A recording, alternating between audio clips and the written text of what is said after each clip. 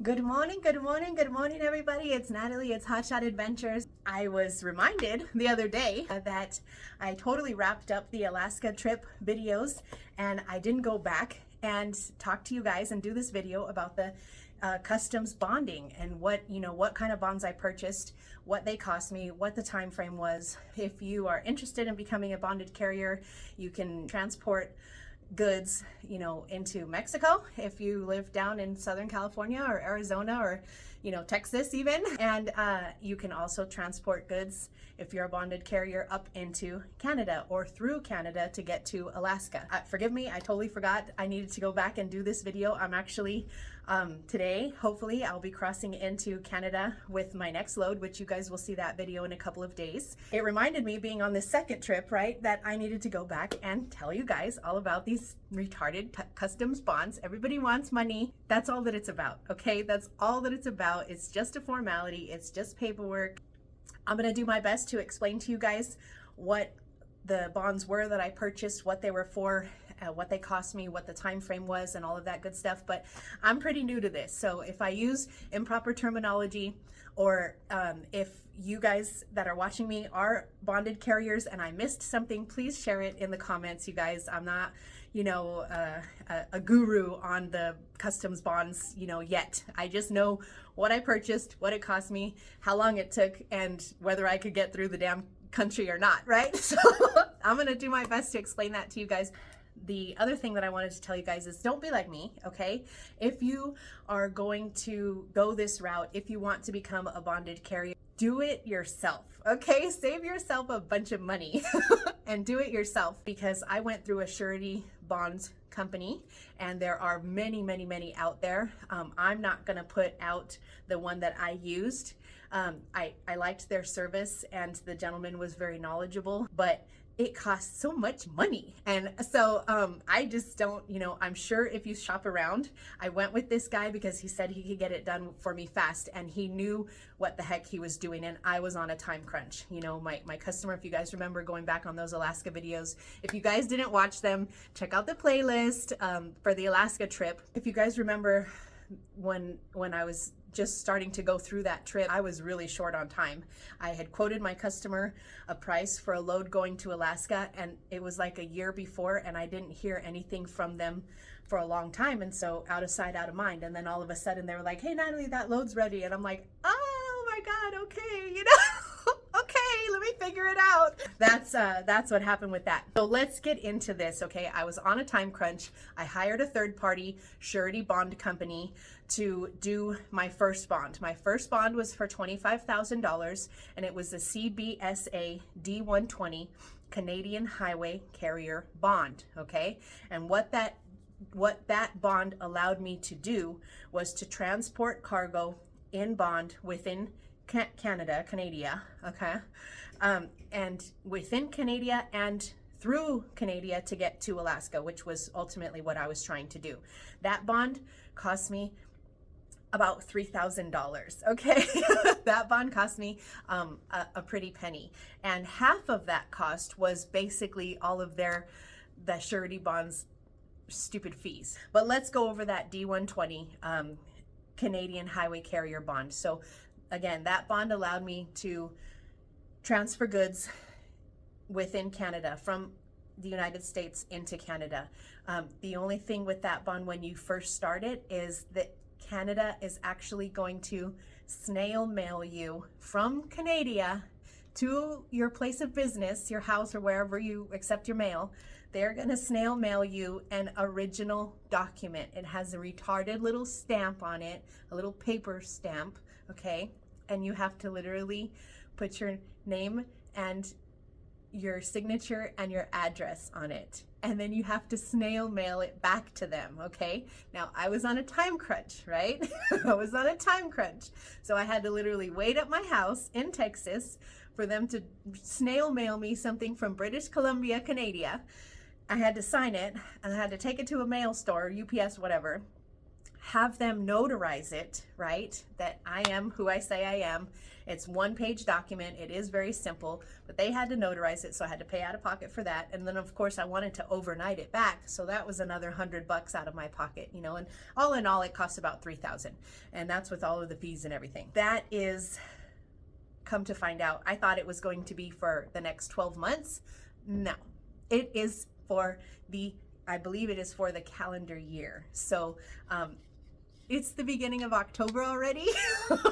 So my $3,000 bond is only good for another 2 months, and then I have to decide if I want to re-up it and what those costs will be. I would assume, I would hope, I'm sure this surety bond is going to hit me back up towards the end of the year, and I would hope that it's going to cost a lot less than my initial startup cost of the bond were. But I don't know, and I will keep you guys posted.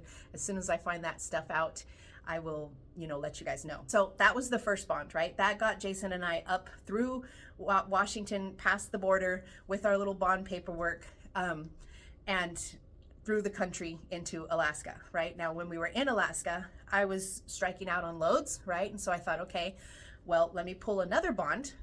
Apparently I needed another bond in order to pull freight from Canada into the United States. And that bond was a US Type 2 custodian of bonded merchandise bond. And that's a $50,000 bond.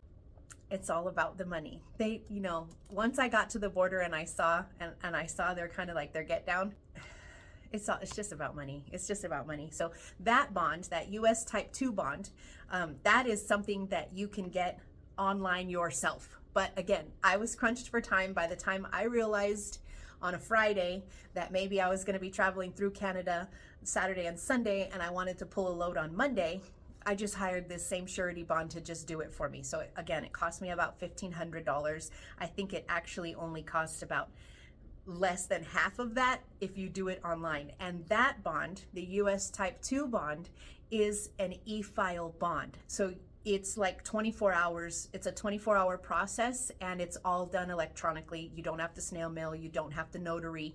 You don't have to do any of that stuff. Those are the two bonds, you guys. And again, that bond is also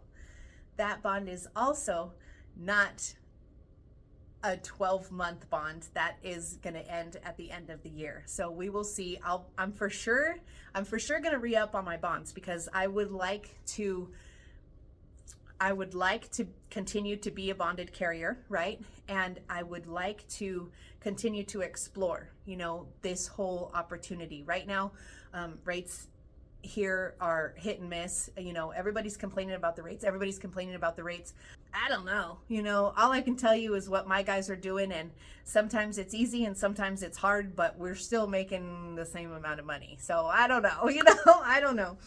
Yeah, there's cheap freight out there. There's always been cheap freight out there. Like, that's never been a surprise. There's always been cheap freight and then good freight that you see on the board for 20 seconds and it's grabbed up, you know, and you just have to be, as a dispatcher, right?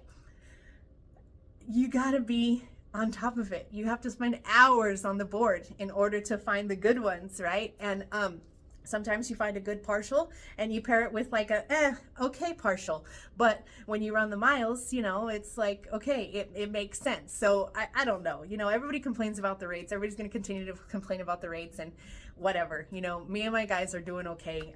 Like I said, sometimes the loads are hard or difficult because of idiot people that are stupid, that make the job more difficult, whether that be shippers, receivers, the coordinators at the brokers, you know, the brokers giving us misinformation, you know, ending up to deliver to a job site and the job site is actually somebody's house, you know, and that's frustrating, trying to get up this giant hill where they're trying to put the house at the top of the damn hill and you're in a 70-foot long, you know. So I mean, those are the difficulties. When I say you know, sometimes we struggle, those are the normal difficulties that you're gonna find, whether the rate is good or bad. It's just one of those things. They put weird stuff sometimes on our Hotshot rigs and think it's like, oh, well, they're smaller than a big rig, so they could do it. Sometimes yes, and sometimes no. So sometimes, I mean, we always get it done, but sometimes it's very frustrating. So you guys, those were the bonds. When you look at it, right? When you look at how much money it cost me and how much money the trip made me, if you just look at that one trip, right? If you just look at that one Alaska trip, these freaking bonds cost me like $4,500. Me, my company, right? Of course it's a write-off, so whatever. But they cost my company $4,500 on a trip that, you know, grossed us like 30 grand. So, Jason didn't pay for the bonds. My company paid for the bonds because my company is bonded, right? My company wanted to be bonded. If you just look at that one trip, it don't make no sense to have just to do this one time, right? Which again, going back to what I said in the beginning of the video was, I'm already on my second trip to Canada, right? A load fell in my lap, and it's paying $4.20 a mile, actually $4.25 probably. And it's something that needs to go up like 100 miles into Canada. And so I was like, yeah, I'm a bonded carrier. I told my broker, I'm like, I'm a bonded carrier. You're talking to the right girl. You know, he's like, I know, quote me. I'm like, okay. So again, you guys will see that video next week, or excuse me, in a couple of days, but it's gonna pay off, right? The $4,500 I spent was partially just, and I need somebody to just do this for me and do it quick and do it right. So that's why I hired a third-party service, and it was specifically for that Alaska trip. But I knew that there was probably value in exploring cross-country, you know, transporting in the future, and it's already paying off because I'm already going back again. And it's a good opportunity. It's a different change of pace. It's not terrible getting past the border, you know, it's not terrible. And the other things, let's go over that, right? So in addition to the bonds, right, you need to have obviously your truck registration, your trailer registration. You need to have your insurance, you know, to show that the truck is insured. You need to have a passport. When I cross later today, I will find out if you just need a paper passport or if you can just have a card, a passport card, the card is good for Mexico and Canada only. So I'll ask the guy.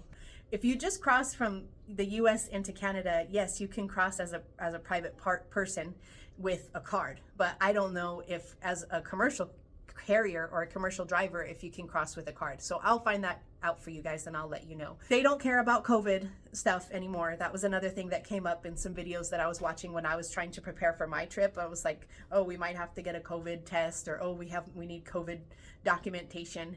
They didn't even ask for that stuff. So, and you need your driver's license, and that's it, you guys. You know, I've been told, you know, they asked a lot of questions about marijuana,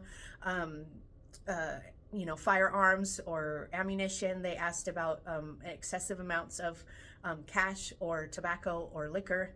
They asked those things at the border, if you guys remember that. Obviously, you know, we didn't have any of that stuff. So if you have any questions on these bonds, you know, do some research. Like I said, the first one was the D120 Canadian Highway Carrier Bond, and then the second one was the US Type 2 Custodian of Bonded Merchandise. So if you guys have any questions on that, you know, please feel free to leave them in the comments. I might have missed something. Oh, and then your freight, usually your freight needs a bond as well. So just keep that in mind, you guys. You as a carrier need to be compliant with all of this stuff, and then your freight also needs to be compliant, right? So you got to make sure that the freight also has the correct type of paperwork, okay? So the freight usually needs customs paperwork for it as well. So again, if you guys have any questions, comments, concerns, if there was anything that I missed, for those of you who have been bonded carrier for longer than I have, if you want to leave any information that I might have missed, please leave it in the comments. You guys be safe, take care, okay? Don't do anything crazy, be safe out there, and I will talk to you guys in a few days.